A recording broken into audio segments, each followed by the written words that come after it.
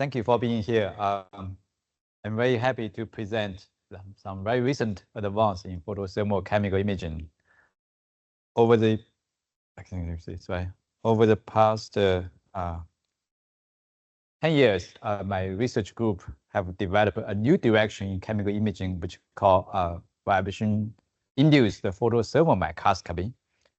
So, in one sentence, this technique couples quantum mechanics with Newton mechanics. Vibration transitions are quantized. So this can through mid-infrared, overtone through short-wave IR, or through the stimuli-Raman process. The lifetime of vibration state is picosecond. So if it's a longer nanosecond pulse, you can excite a chemical bond many times, and all the energy convert to heat. The heating and the cooling follow Newton's law. So that's the Newton mechanics.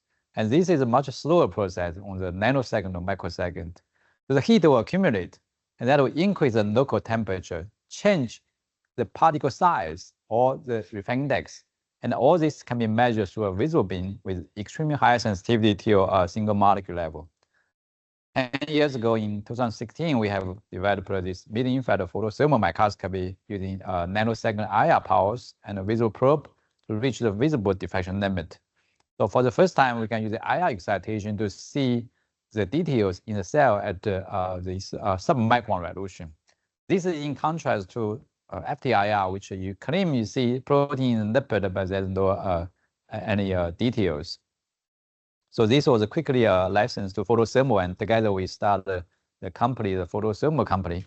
So this is called a Mirage, which fills the gap between the FMIR and FTIR. So this has been delivered in more than 15 countries.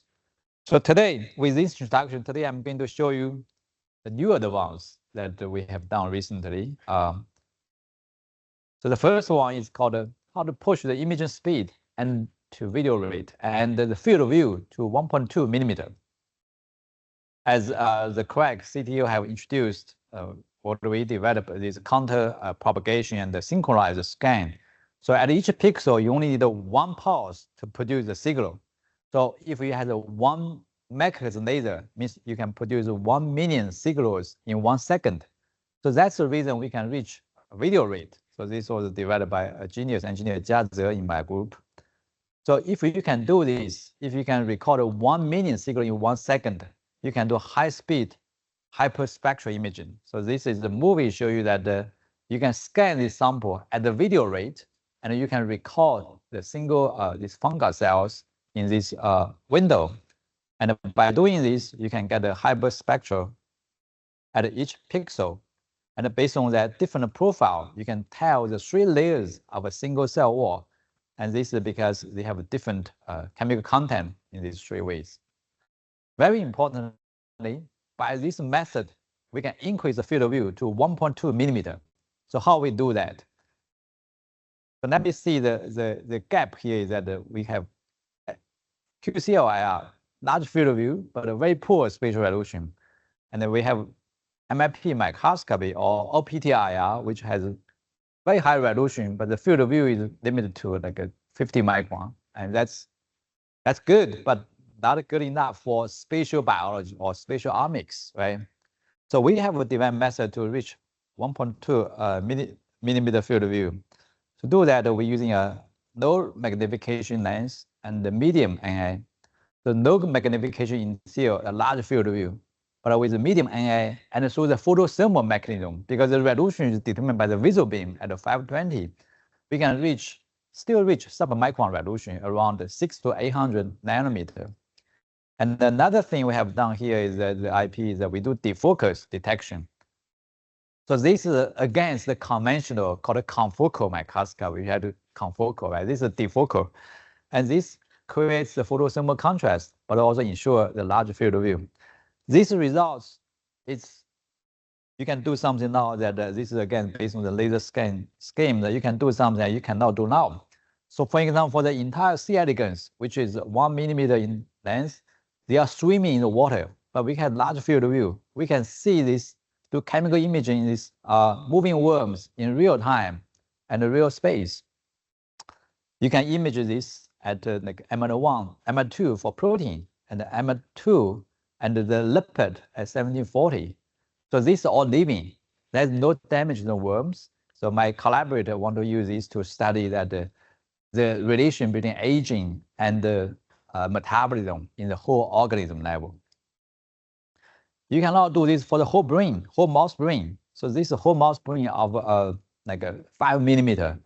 And we can record the whole brain in 40 minutes. So this is a collaboration with Oksana in Sweden. And she gave us this sample that with this Alzheimer's disease model. But the beauty is that we still can reach single pixel of a few less than 1 micron. So you can see this beta sheet spots in this large when you zoom in these images. So with this, I'm going to tell you another one is called detection sensitivity. We have used this interferometric scattering as a detector of the photothermal signal. In other words, we use the photothermal to encode the interferometric scattering. And we have built a method called using defocusing to enhance the signal. So this method, this published a few years ago, we called a wide MIP microscopy. And this is very important for bio-nanoparticle analysis. You can record the fingerprint of individual virus in a wide field manner. We can differentiate single virus, RNA virus from DNA virus. We can tell even the protein segment structure. And we have expanded this to a whole big market because we can use this to detect extracellular vesicles. We can use it to measure gene delivery vehicles, like AAV stuff. If you work on nanotechnology, we have recently have a very nice paper to show that you can use the metasurface to further enhance the sensitivity to nanomole level. So this is you coat the molecule on the meta structure and the further locally enhance the IR field called local IR antenna. So this enhance the IR field by 3 orders of magnitude. Then the photothermal signal will change the local temperature and you measure reflection from the metasurface. So by this, we can reach a 10 nanomolar detection for nitrite group, CN bond. So this is a bond used in many drug molecules, right? And how about proteins? We can reach the 100 nanomolar protein, and we can differentiate the alpha helix from beta sheet by this metasurface. So I believe that this can find a lot of applications. The third something I want to tell you is using thermodynamics to further improve the speed and also reduce the water background. So let me review this thermodynamics. If you shine a nanosecond pulse into laser, there are 3 things that happens. One is absorption. This happens at picosecond level. The second stage is thermal expansion. This happens in nanosecond. That's why this can also produce a photoacoustic signal. The third phase is thermal diffusion, and this happens on microsecond scale. However, of all the energy absorbed, only about 1% is converted to ultrasound. The photoacoustic can do deep tissue imaging, but not as sensitive as photothermal, which now can reach single molecule sensitivity. In the paper published a few years ago, using digitize the signal so we can see the heating and the cooling in real time. So this is very useful because the bulk sample like water, they have a residue heating, but the diffusion, thermal diffusion is much slower than the signal from a small particle like a lipid. So you can use this to differentiate the signal from background. In the frequency domain, you can do this like using high harmonic, right? Because water slow decay means less high harmonic. So if you use a high harmonic, you can measure the signal, very small signal from the water background. And I want to tell you something that also against the convention is that this in photothermal spectroscopy, we always think about it, you have to heat and cool down. And cool down is slow, that will limit the speed.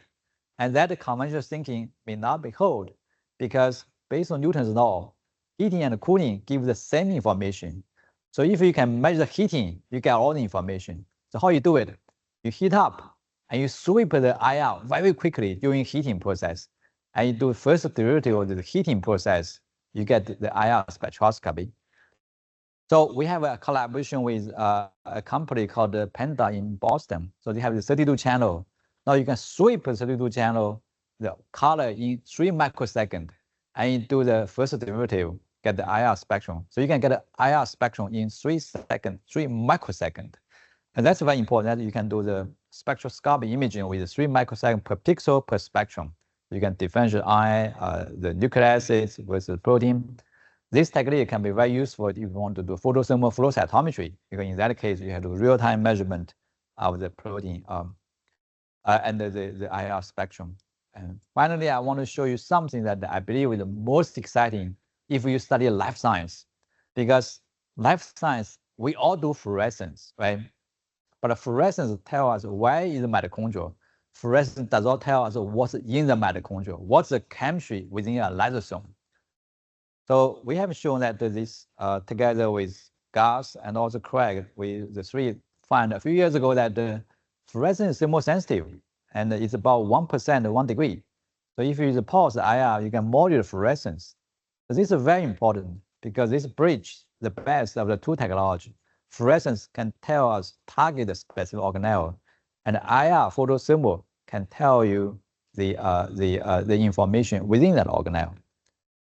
So initially we applied it to study polyQ, the protein contents in the aggregate. This is a hard area, and you can use GIP. That's the whole world uses GIP, but GIP does not tell you the protein structure in these aggregates. So now you can modulate GIP fluorescence at alpha helix and beta sheet, and you can tell that the polyQ is rich in beta sheet. But we also provide the spatial resolution, so we can see the alpha helix shell and the beta core structure. And in GIP here, you can see, you only see the core, but GIP only tell you this information from GIP, but not the host protein. And very recently, also based on this laser scan approach, we have developed a new method called optical box cut. This is also against the convention. In photothermal spectroscopy, we use pulsed, right, and the CW as a probe. But you think about, you don't need a CW because most time that you just want to measure the IR on and IR off. So we can using a pulsed visible. So one is 1F, 2F system, the IR on, IR off.